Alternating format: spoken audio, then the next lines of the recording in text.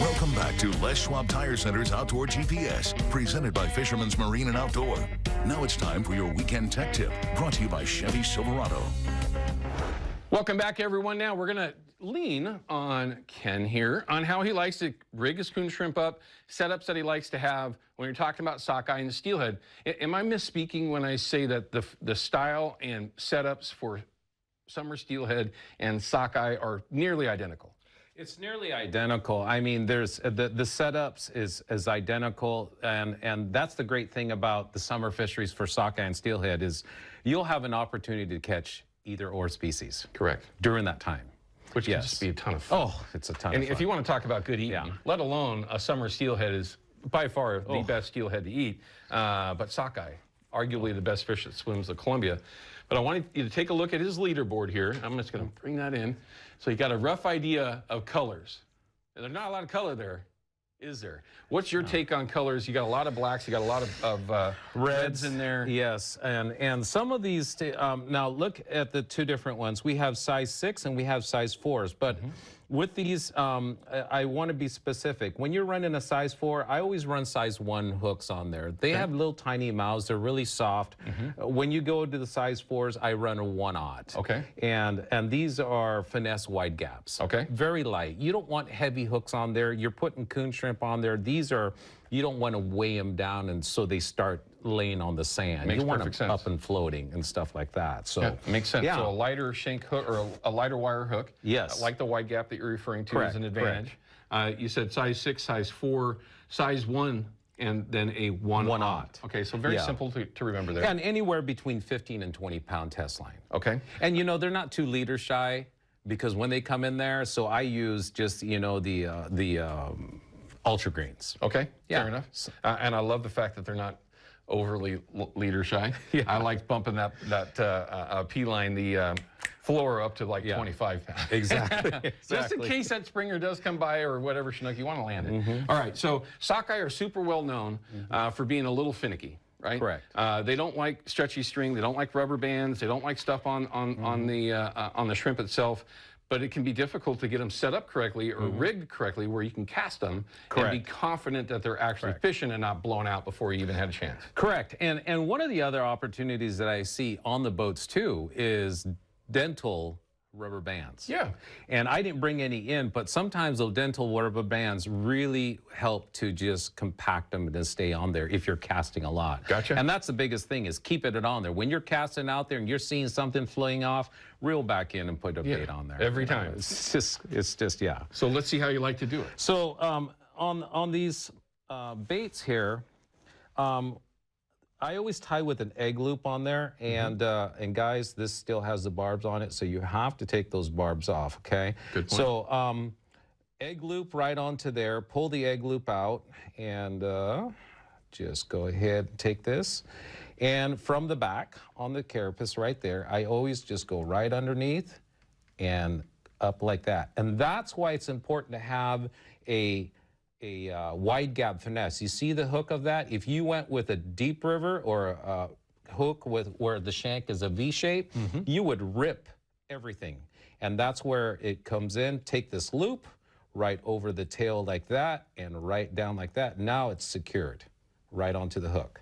I really see the advantage of having that wide gap. You got a lot more hook exposed as well. Exactly. It's lightweight. And they're not scared of it. And it's very thin, and so it lays in that water really nice. Just What's your take on if your shrimp, while it's on the hook, if it causes it to start spinning back there? Would you prefer to see that bait spinning, or would you prefer to see it laying just straight? You know, Owen, I've toyed with that in my mind for hours on end, and it seems like it's when the fish is there, it doesn't really matter. Okay. It doesn't matter if and basically you're going to be fishing the outgoing current, and so a little bit of action always helps. Okay, fair enough. A little bit of action always helps. Love it. Some people like it a little bit more streamlined, but you're looking at a spin glow going like this constantly. Sure.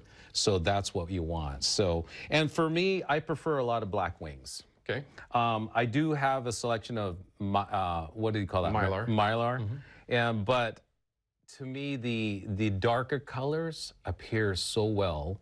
And now we're talking, guys, we're talking only anywhere between 5 to 8 feet of water. Right. So, in tight, yeah, shallow water. yeah. Most cases, clear water. Clear water. Yeah. Trying to avoid grass as the season progresses, because the grass can get pretty bad. And like on the Oregon side, a lot of the guys, when I go fish with them over there, it is grassy. So pick up, don't think you're fishing for 30 minutes. Always constantly check your bait. Always changing it out. Put that scent out all the time. You'll be more successful with your frequencies of changing baits. Okay. Yeah. So plunking, triple spin and glows, size 6, size 4, 1/0 hook on the size 4, size 1 on a size 6. And the bead sizes on here are 4 millimeters. Okay. 4 millimeter beads. I don't like running 6s or anything like that. I want that hook fully exposed. Gotcha. And it maybe even helps a little bit with weight. Exactly. Okay. Exactly. Now, one of the things that boggled my mind not too long ago was folks that were around people that were plunking, but they were bobber fishing. And you brought this rod and reel combo in specifically, so Yes. if I don't show this, I'm not going to be doing my job. So, you know, I do fish for sockeye off the boat too, and using the sockeye leaders here, running 2 rigs with a cannonball off the back. That's one opportunity off the back for all you guys that have boats out there, and you're going to find those slots and you anchor up. Put those out there. The other opportunity is on an incoming tide. Those fish are traveling on incoming tide. It's less resistance. They're not respirating as much. Sure. And that's the key to come back to spawn, right? Don't respirate and waste your energy. Sure. Bobber fishing on an incoming is phenomenal. Okay. So those fish are coming in, you're casting out, and basically you're just setting this up just like steelhead fishing. Bobber dogging. You have an inline weight. I like the inline weights because they have swivels on them. Sure. And I just tie a small leader right here with duo snaps on there so you can unsnap. And please put a little bit of weight, like a little, you know, split shot on there just to hold it down. Yep, get it down there inline, not too far away from the hook. Correct. And you would rig it up. Now this one here, if I'm going to bobber fish, I like using 2 hooks. Gotcha. I'm still in regulations. Yep. I use 2 hooks. I'll put the coon shrimp on the upper one and the other one will here and just Dangle hopefully it down? sting. Same sort of concept, just rigging it the same way, egg loop? Correct. The same way, and I just basically tied egg loop on this one too, and this one has an egg loop on there, and just put the coon shrimp on there. And most of the times I don't run a 1/0, I will run 2 single size 1s. Gotcha. Seems to be the perfect size for Oh my gosh, and sockeye, steelhead, and an occasional summer run. Okay. You get a 25-pound summer on this setup Oh, right it's now, fun. It is You're going to have a ball. So, all right, so standard steelhead setup, you know, 9/6, 10/6, 10 foot, whatever. Nice edge rod, whatever it is that you decide to run with. Just old school bobber and bait fishing. And that would just be an absolute ball. And I'm glad that you pointed out that incoming tide time frame. Correct. Right, because we all focus on what those tides are doing. Correct. And I'm not going to let that rod fall. I just wish we had more time. Oh, we could literally, maybe that's what we would do. We can cover a lot more technical things for everybody to learn, because this is a great opportunity. You know, when we were growing up, did we ever fish for sockeye? No. No. But now we have a phenomenal run of sockeye going all the way up to eastern Washington, you know, and we want that opportunity. Yeah. They're great table fare. And we were told for years that you're just not going to catch them. They don't bite. They don't eat anything. They just fly from downriver all the way up to Washington. They don't eat nothing. And thank goodness for all the, you know, the professionals out there in the bank fishermen. We've actually honed this fishery down for the lower Columbia, and it looks like, I'm hoping, cross our fingers for the season to extend all the way out through. Well, we need to set up another time to get you back in, talk some fall Chinook fishing maybe.